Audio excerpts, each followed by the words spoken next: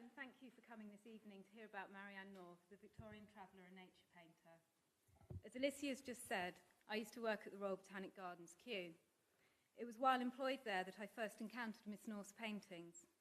One lunchtime, taking a walk through the gardens, I came across this, the Marianne North Gallery. I decided to take a look inside. What I saw made quite an impression on me. All of those paintings in their black frames, all crammed together, hung so closely with no intervening space. It was quite unlike any gallery I'd seen before. Immediately I felt drawn in and curious about the different scenes shown in the paintings. The subjects are mainly plants, up close or set in the landscape, surrounded by their associated vegetation. Unlike a traditional botanical artist, Marianne North chose to paint plants, as she put it, in their homes. It seemed incredible to me that all these paintings, over 800 of them, I later learnt, were done by one woman. When I discovered that, with the odd exception, they'd been executed within a 14-year period, and what's more, she'd also funded and overseen the gallery herself, the achievement just seemed all the more impressive. So when a few years later I was offered the chance to write about her, the paintings and the woman behind them, I was more than happy to do so. The gallery is Miss North's main legacy, but not the only one. My book and the others that have come before it, such as Laura Ponsonby's work, as well as the documentary that's currently in production on Marianne North's life, all draw on autobiographical writings. These were published after Marianne's death. She worked on the manuscript during the last years of her life, selecting and shaping the journals into a publishable narrative. So here she is, Marianne North, at the age of 36. Of the portraits that exist of Marianne, her sister Catherine believes this to be the best likeness. She was born in Hastings Lodge on 24th of October 1830, the same year her father, Frederick North, was elected MP of Hastings. Her family was wealthy and well-connected, and they led a leisured life. They travelled a good deal, including a 3-year trip to Europe from 1847 to 1850. Marianne was close to her father, and this relationship shaped her life from childhood right up to the time of his death, when she was nearly 40 years old. This image is the only one of him I have available. It was reproduced in Recollections. By contrast, her relationship with her mother was not close. In a letter to a friend written late in life, Marianne describes her mother as having been very beautiful, but little educated. I knew little of her. My father was all in all to me, and she, more or less jealous, was devoted to my brother. Her mother died when Marianne was 24 years old, in early 1855. Marianne passes over this briefly in Recollections, focusing more on her father's grief than giving any impression of her own. We learn that her mother made her promise to never leave her father, and this is a promise that she kept, remaining his constant companion for as long as he lived. After her mother died, a simpler life followed. Her father acquired another property, a flat in Victoria Street, London, with 87 steps, handy for keeping away casual afternoon callers, only 2 friends being likely to make the climb. Marianne enjoyed painting specimen flowers at Chiswick Gardens and at Kew, and she makes particular note of one visit to Kew, writing that her father and she were often at Kew, and once when there, Sir William Hooker gave me a hanging branch of Amherstia nobilis, one of the grandest flowers in existence. It was the first that had bloomed in England, and made me long more and more to see the tropics. This is the earliest clear expression of her burgeoning desire to travel further afield. It was over a decade later that she did finally get to see the tropics, and later still that she painted Amherstia growing in the wild. This painting shows the grounds of Hastings Lodge, with her father sitting on the bench reading. During the winter of 1867, the Norths had a guest there over Christmas, the painter Robert Dowling. He introduced Marianne to oil painting, and she took to it with a passion, declaring it to be a vice, like dram drinking, impossible to leave off once it gets possession of one. Dowling was not the first to tutor Marianne in painting, but he was certainly the most influential, for after her introduction to oil paints, as far as we know, she never again painted in watercolour. That's not a mistake, I'm just not showing an image at the moment. 2 years later, in 1869, her father died, just 5 days after Marianne's 39th birthday. She was devastated. She went to the south of France and on to Sicily, where she mourned and painted. 2 paintings from this trip are a part of the Marianne North Gallery collection. They're the earliest representations of her work on permanent display. This is one of them, showing papyrus growing in Sicily.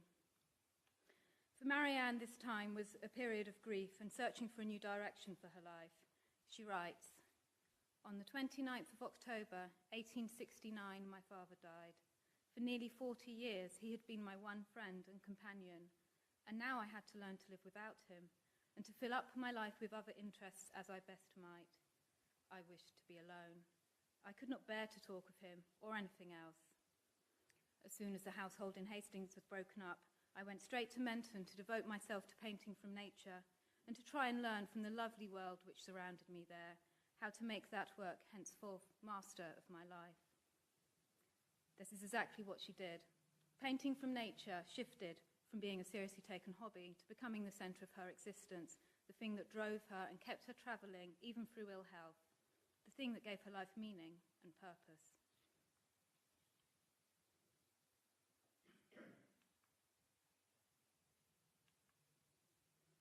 Between 1871 and 1885, she hardly stopped.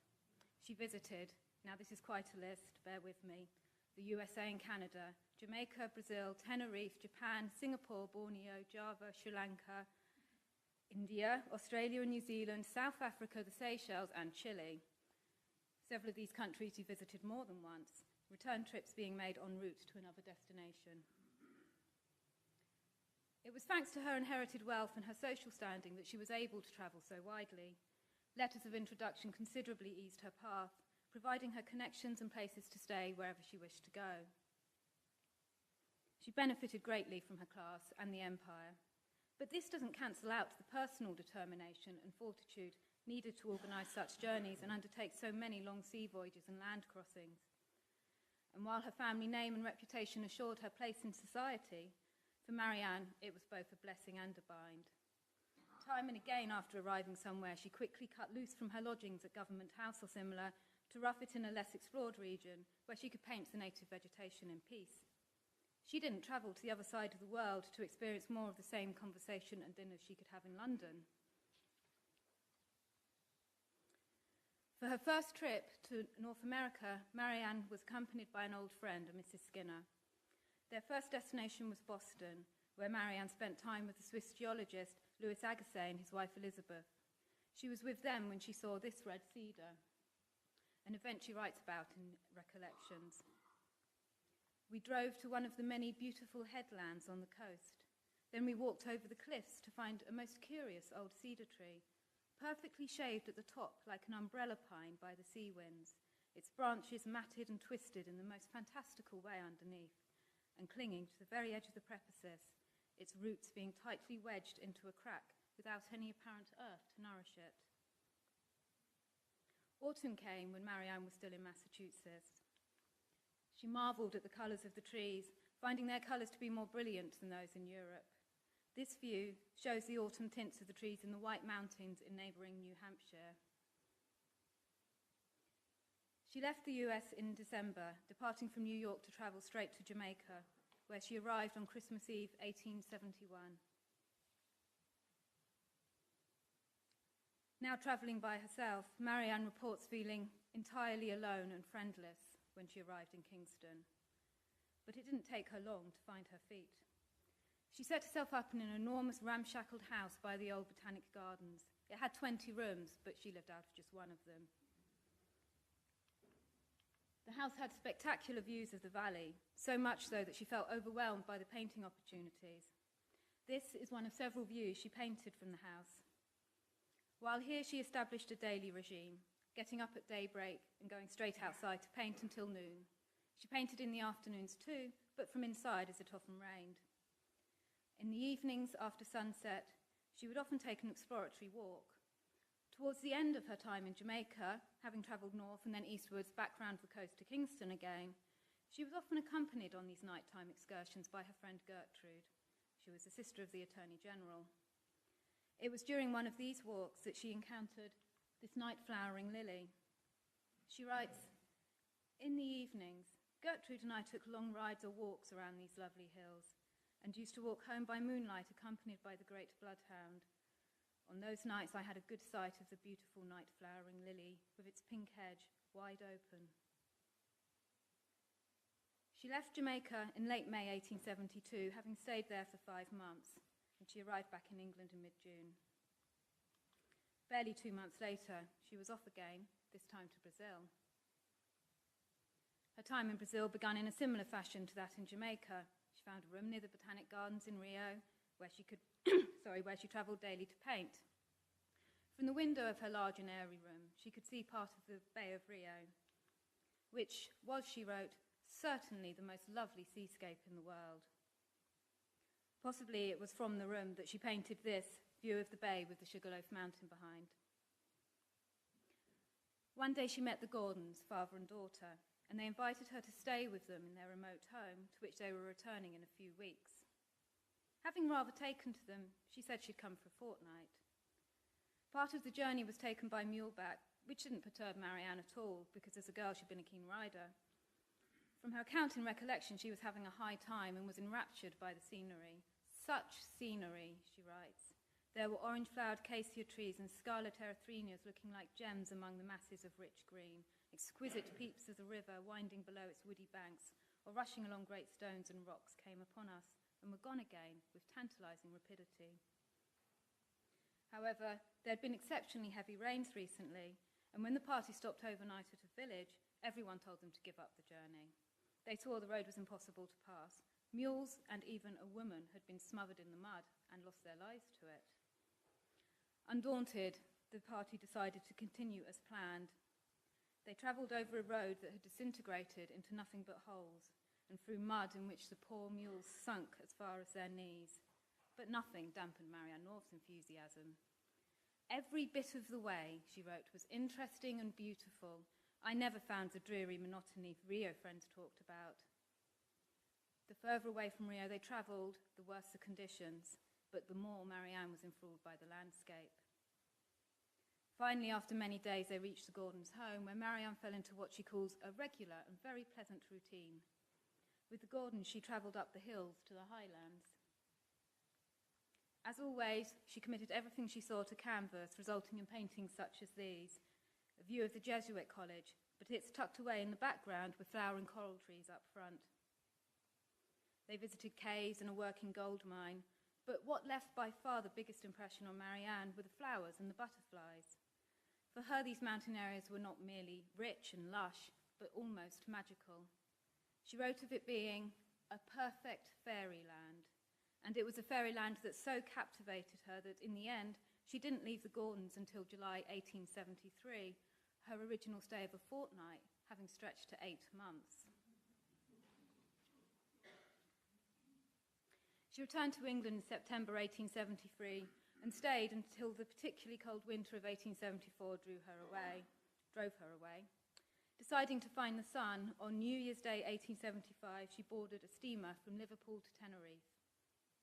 2 weeks later, she arrived in Santa Cruz. She headed towards Tenerife's highest peak, the descriptions of Alexander von Humboldt running through her mind, but she didn't find palms, or hardly any trees at all. What she saw instead was terrace after terrace of cacti. Many of the cacti, she noted, appeared to be yielding crops of white paper bun bags. On closer inspection, these turned out to be rags, used to hold the cochineal insects to the cacti from which they fed.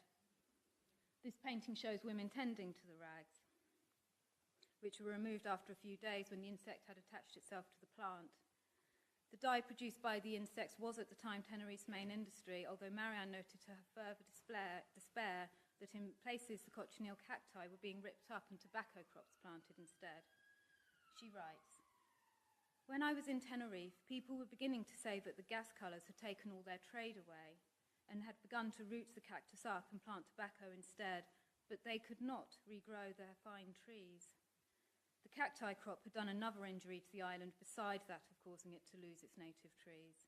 The lazy cultivators, when replanting it, left the old plants to rot on the walls instead of burning them, thereby causing fever to rage in places where fever had never been before." She left Tenerife in April, arriving back in London in early May 1875 for the London season. She travelled next to Japan. It seems that the decision to go here was reached somewhat haphazardly. Well, the way she tells it, it was almost chance. On the 17th of July, I went down to the most agreeable country house I know.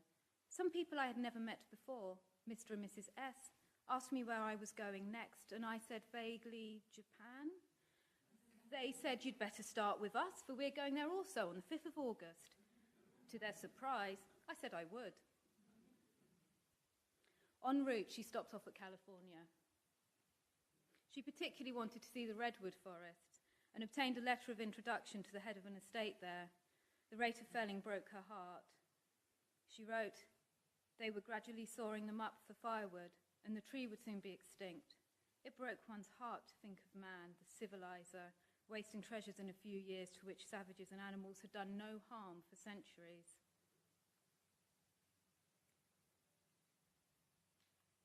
From California, she crossed the Pacific to arrive in Yokohama, Japan, on the 7th of November, 1875. While there, she travelled from Yokohama to Kobe, Osaka, and then Kyoto. This painting is titled View of the City of Kyoto, although it doesn't look much of a city by today's perspective. As parts of the country were still closed to foreigners, in order to visit Kyoto, she had to obtain a time-limited permit from the Mikado and promise not to scribble on public monuments or try to convert the people. From her account and recollections, we sense that she enjoyed Japan immensely, visiting tea houses and miniature gardens, admiring the landscapes and neat houses, but it was Kyoto in particular she enjoyed. This despite the fact that her room there had paper walls with sliding panels, which was extremely cold, especially as in order to paint views such as this one, she had to open the paper windows, letting in the cold and rain. She painted many temples while in Japan, like this one, the Gate of the Marianne Temple, and she often recorded details of religious ways and practices she encountered. In general, Marianne North's attitude to religion is rather dismissive, and her writing of it in recollections is often satirical. As she says in a letter to her friend Dr. Bonnell a few years later, she considers herself to be a heathen.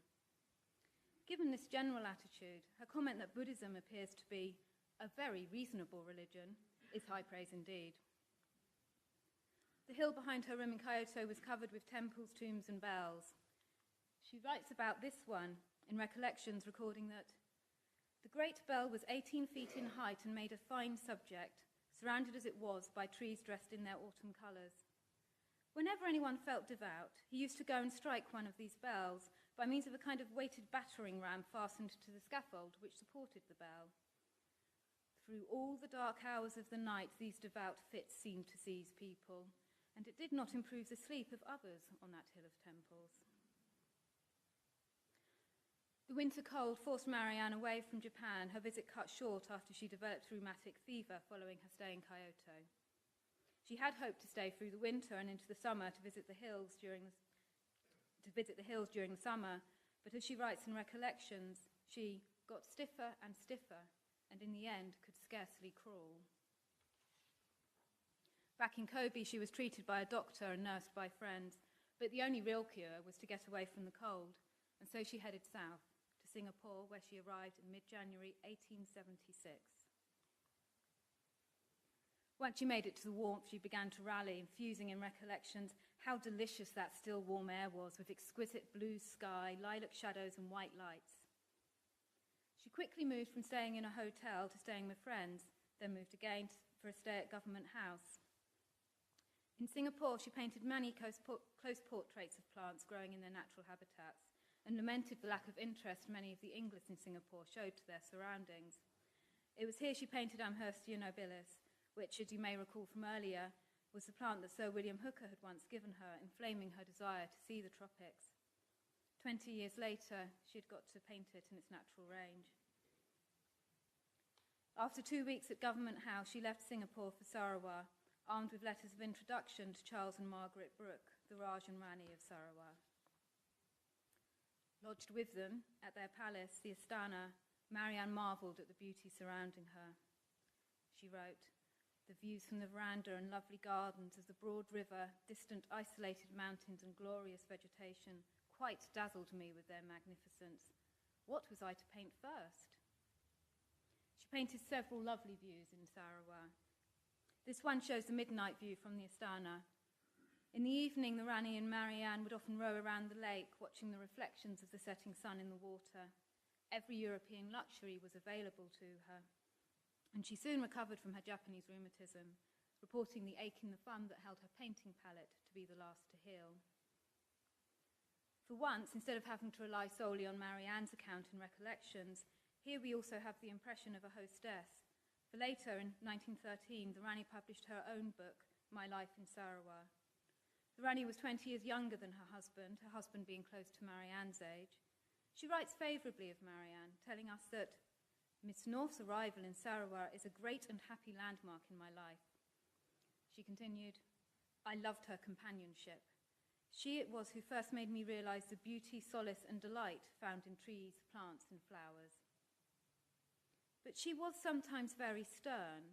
She thought me young and stupid. She once asked me where pitcher plants were to be found. Pitcher plants? I said. I've never heard of them. I don't think there are any in this country. But this is the land of pitcher plants, Miss North replied. According to the Rani's account, she accompanied Marianne North on a trip where they found pitcher plants growing in the wild. Marianne doesn't record this in recollections, but she does write of being supplied with many grand specimens, which she festooned around the balcony by tying them up by their stems. This painting shows the largest. This species was unknown in the West at the time, and the painting prompted Mr. Veitch to send a traveller out to find seeds in order to introduce it to England. Joseph Hooker subsequently named the species Nepenthes northiana in 1881. This is not the only plant Marianne painted that was unknown to Western science. 4 species and 1 genus bear her name in acknowledgement of her role in their discovery. After a stay of around 6 weeks in Sarawak, she returned to Singapore to await the boat to Java. On the boat, she fell into conversation with the only Englishman on board. Naturally enough, they began to talk about plants, and that particular plant, the Amherstia nobilis, that she had been given by William Hooker 20 years before and had recently painted growing in Singapore. Marianne records this encounter in recollections. He contradicted me flatly when I talked of the Amherstia nobilis as a sacred plant of the Hindus. I said I thought Sir William Hooker told me it was so, and he said Sir William had been a great botanist, but he was not a Hindu scholar.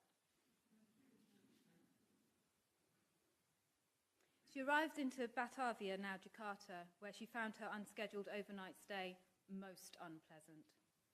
She departed for Butzendorg the next morning. There she was more contented, finding Java to be one magnificent garden of luxuriance, surpassing Brazil, Jamaica and Sarawak all combined, with the grandest volcanoes rising out of it. Her hotel was a 15-minute walk from the Botanic garden, where the director gave her free rein to paint whatever specimen she liked. She left after a month, armed with a letter from the Governor-General to all officials, asking them to provide food and lodgings and permit her travel wherever she wished to go. Now she was able to travel freely. She visited volcanoes, Hindu ruins, Buddhist temples, native villages, and Dutch tea plantations, such as this one. This, as Marianne describes it, with no evident recognition of the back-breaking labour involved in tea picking, was an idyllic scene. She writes, the winding paths were bordered with cedars, sheds being built at intervals to shelter the pickers from the rain. No scene could be more picturesque than those hills, crowded with the gaily dressed people amongst the tea bushes, the plain of golden rice and palm groves below, with the grand mountains beyond, 2 of them always smoking. It was by now late November 1876, and Marianne had been travelling constantly since August 1875, when she set off for Japan. She writes that she was by this point a little limp, and she wanted rest. Nevertheless, she didn't actually want rest enough to stop and take some. Instead, she returned to Singapore and from there sailed to Sri Lanka. She landed in Galle in the southwest of Sri Lanka. She depicted the beauty of the coastal environment there in paintings such as this study of coconut palms. From Galle, she travelled to Colombo, which she found most unattractive, and Kandy, which by contrast was very pretty. But the highlight of her stay was undoubtedly the time she spent staying at Julia Margaret Cameron's house in Kalutara. This photograph, taken by Julia Margaret Cameron, shows Marianne painting outside her house. The young boy was, it seems, present because Julia Margaret Cameron was working on photographic portraits of Tamil workers at the time of North's visit. Marianne North describes Mrs. Cameron as having a most fascinating and caressing manner and being full of clever talk and originality. The house, we're told, stood on a small hill, jutting out into a great river which ran into the sea a quarter of a mile below. Marianne used the house as a backdrop in some of her paintings, such as this one, Bombay Peddlers, in Mrs. Cameron's veranda. Much as Miss North enjoyed the company of Mrs. Cameron, she was not so comfortable starring in her portraits. From Marianne's account, posing for this photograph was quite a trial.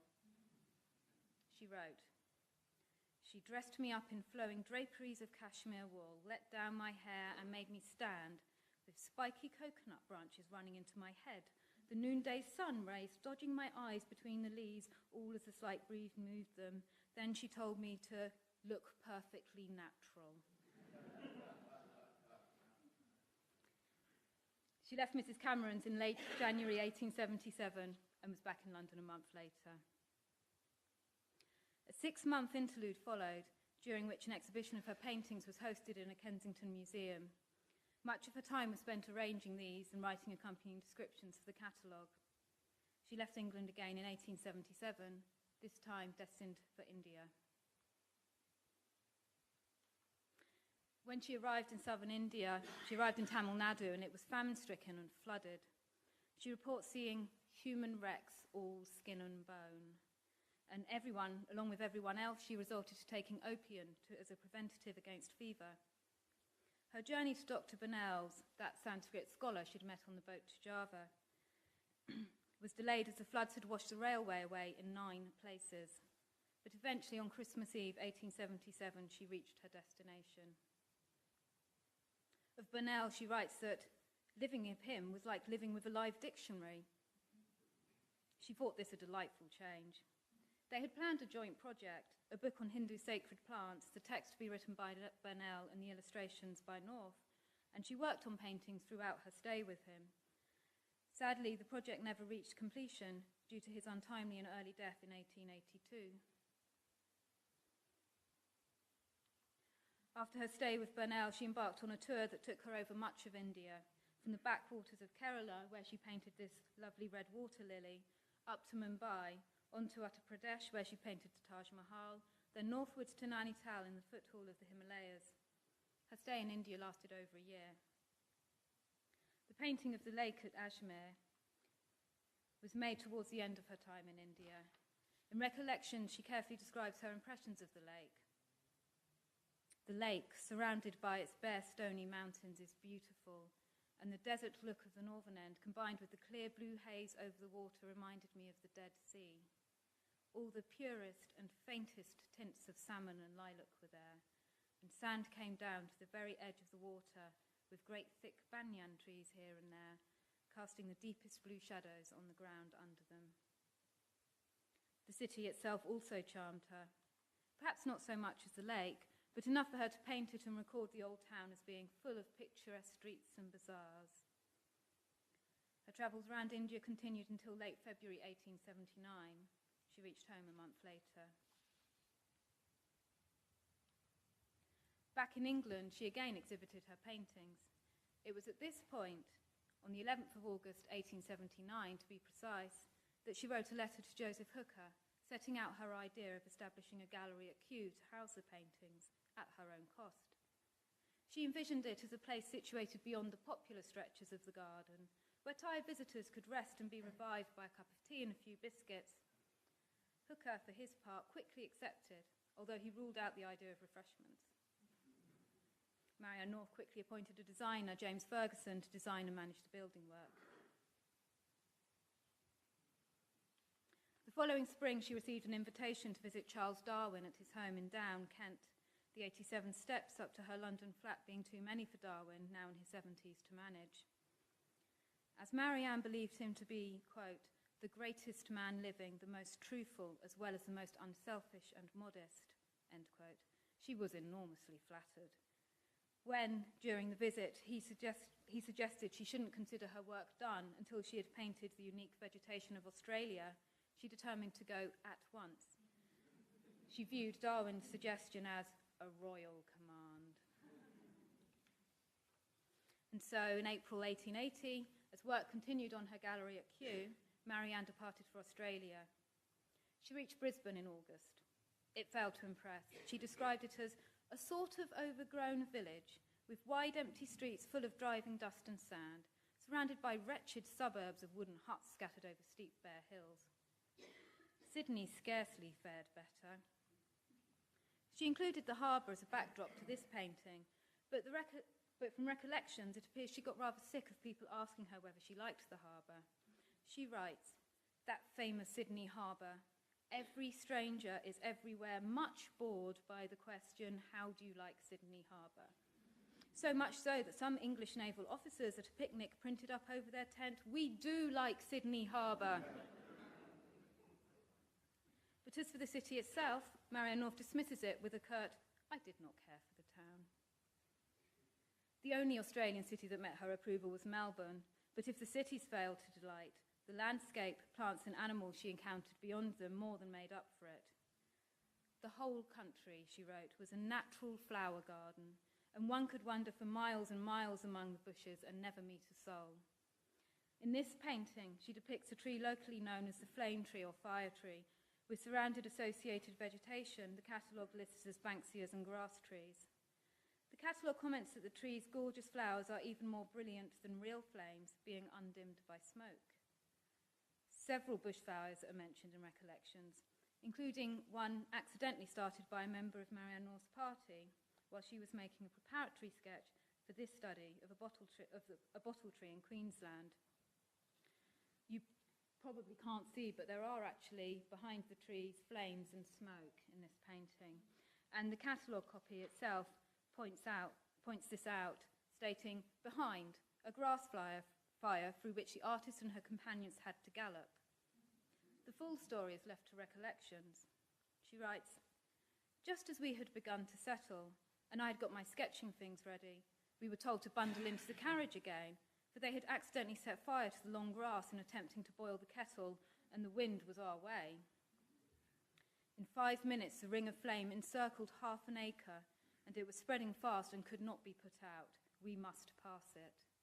The horses were put to full gallop and took us through it without hesitation. They knew all about such things, and that they would be safe inside the magic circle, for burnt grass can burn no more." When she left mainland Australia for Tasmania, her spirits began to sink. She was unwell, suffering from a gum boil that caused her face to swell. She was, she writes in recollections, weak and good for nothing, but never allowed a moment's rest. How this affected her perceptions of Tasmania is a matter of speculation, but it's certainly true she had barely a good word to say for the place, writing that it was not in the least attractive and its vegetation far too English. Her Tasmanian state of mind stayed with her throughout her time in New Zealand. She arrived at the southern end of the South Island. She boarded a train to Invercargill, but wrote, "The wind howled and the dust blew, and all was cold and dreary." Still run down and under the weather, her rheumatism flared in the cold, and she was thoroughly miserable. She worked her way up the South Island to the north, visiting Lake Wakatipu, then Queenstown, where she records the scenery as being bare and savage, and on to Christchurch. She'd arranged for her luggage to be forwarded there, but it never turned up, and frustrated, she wrote that she was sick of everything belonging to that cold, heartless, stony island. In Christchurch, she stayed with the governor, who, she tells us, abused the island and all belonging to it with as much heartiness as I did. He said, justly, something must be wrong with a country that required so much laudation. Everyone was everywhere asserting its supreme beauty and superiority. Every blade of grass was to be especially admired and was different from anything anywhere else. She carried on up to Wellington and then on to Auckland, where, to her great relief, she boarded a steamer. Setting foot on land in California a month later, she blessed the free country and rejoiced that I was no longer in dismal New Zealand. Given her attitude, it's perhaps not surprising that of the 85 paintings in the Australia and New Zealand section of the gallery, only 9 were painted in New Zealand.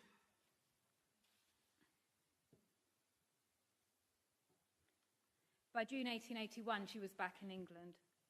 Once settled and presumably somewhat physically recovered, she visited Charles Darwin to show him her Australian paintings. Afterwards, he sent her a note, which read, "I am glad that I have seen your Australian pictures, and it was extremely kind of you to bring them here. To the present time, I am often able to call up with considerable vividness scenes in various countries which I have seen, but my mind, in this respect, must be a mere barren waste compared with your mind. I remain, dear Miss North, yours, truly obliged, Charles Darwin." This kind note must have meant a great deal to her, coming from the man she admired most. She had hoped that Darwin would open her gallery the following summer, but sadly it wasn't to be, as he died the next spring. For the next year, her focus was on completing her gallery at Kew. In recollection, she recounts how one day in the run-up to the opening, a man suddenly entered the gallery because she had forgotten to close the door. This man was looking for Sir Joseph Hooker, and he was rather cross at not being able to find him. Marianne writes, "He turned rather rudely to me after getting gradually interested in the paintings. He said, 'It isn't true what they say about all these being painted by one woman, is it?' I said simply that I had done them all, on which he seized me by both hands and said, 'You? Then it is lucky for you that you did not live 200 years ago, or you'd have been burnt for a witch.'"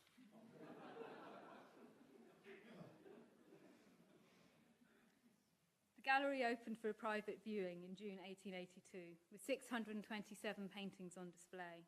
The press reviews were largely favourable. But it only just opened when Marianne was already readying herself for another trip. As she wrote in Recollections, "All the continents of the world had some sort of representation in my gallery, except Africa, and I resolved to begin painting there without loss of time." She left England in August 1882, and arriving in Cape Town visited Table Mountain. The silver trees depicted in this painting are, the catalogue tells us, characteristic of the vegetation around the mountain. In Recollection, she writes of seeing many groves of it shining like real silver in the setting sunlight. It grows around 20 feet high, shaped like a fir tree, with flowers like balls of gold filigree at the ends of its branches. This photograph shows her painting in Grahamstown in the Eastern Cape. In South Africa, she found a variety and abundance of flowers everywhere. In a letter written midway through her trip, she contrasts what she was told about South Africa and how she has found it to be. Whereas when she was in New Zealand, people had told her beauty was everywhere and she couldn't see it. In South Africa, it seems the opposite was the case. She writes, "I am very tired and older every day, but this country is worth some fatigue to see. What lies people tell about it. Over and over again, I've been told it's a most wretched country, no flowers, nothing.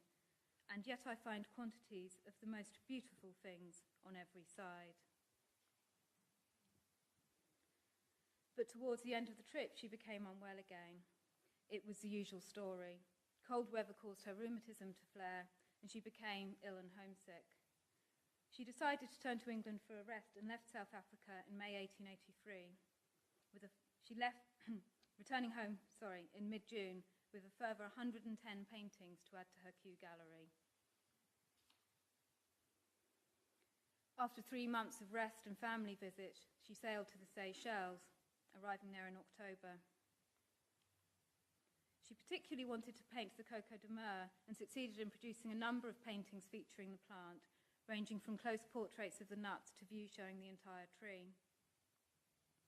Many of her Seychelles paintings are lovely. For example, this nighttime view from her window, showing St. Anne's Island at the distance, and an unbroken reflection of the moon in a turtle pool and coconut palms in the foreground. But Around the Christmas and New Year period, things started to go horribly wrong. She writes that the entire population got blind drunk and raved all around. She felt she was trapped on an island of lunatics. To make matters worse, just prior to Christmas, there'd been an outbreak of smallpox, and the islanders were angry at the health officer they believed responsible for letting in the sick man.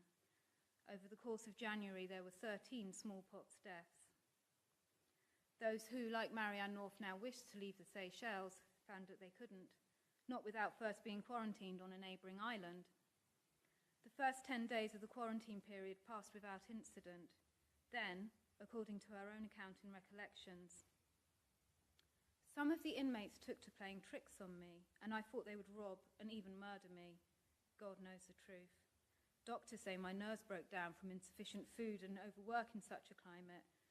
For 2 days and nights, I tied up my door, barricaded my windows, and was in fear for my life. I heard things said behind the low divisions which they tell me never had been said. The ship came at last and we got home, but the same troubles followed me until I reached England. You'd be forgiven for thinking that after such an ordeal she might stop travelling. Most of us probably would, but not Miss North. By August she'd left England once more, for what really was to be her final voyage. Her destination was Chile. It seems likely, though, that her experiences in the Seychelles had taken a bigger toll on her health than she'd realised, for she records that she'd reached no further than Bordeaux before my nerves gave way again, if they were nerves, and the torture has continued more or less ever since. Despite such troubles, she did achieve her desired goals in Chile. The first was to paint the monkey puzzle tree for her gallery. She writes in Recollections of seeing the trees on the hilltops looking like pins loosely stuck into pin cushions as they stood out black against the sunset sky. Her second goal was to paint a flowering puya cactus, an event she records in details in Recollections. I got a guide and a horse and started up the mountains. We tied up the horses when the going became too steep, and proceeding on foot right into the clouds. They were so thick that at one time I could not see a yard before me, but I would not give up, and was rewarded at last by the mists clearing, and behold, just over my head, a great group of the noble flowers, standing out like ghosts at first, then gradually coming out in their full beauty of colour and form in every stage of growth, while beyond them glittered a snow peak far away, and I reached a new world of wonders, with blue sky overhead and a mass of clouds like sheets of cotton wool below me, hiding the valley I'd left. With the last of these paintings from South Africa, the Seychelles and Chile added to the gallery collection at Kew, the total number of paintings produced by Marianne North during her travels and displayed there was 832. 832 paintings in 14 years. How many of us could do that? Certainly not me. And what do these paintings give us, the viewer? They delight us, they educate us, and what's more, they show us the world as it was then, views we can't see because many of them don't exist anymore. This was something Joseph Hooker recognised back in 1882 when he wrote his preface for the gallery catalogue, so I'd like to give the closing words to him. On the beauty of the collection, it is unnecessary to dwell. Visitors may, however, be glad to be reminded that very many of the views here, though now accessible to travellers and familiar to readers of travels, are already fast disappearing, or are doomed shortly to disappear, before the axe and forest fires, the plough and the flock of the advancing settler or colonist. Such scenes can never be renewed by nature, nor when once effaced can they be pictured in the mind's eye, except by means of such records as this lady has presented us. Thank you for listening.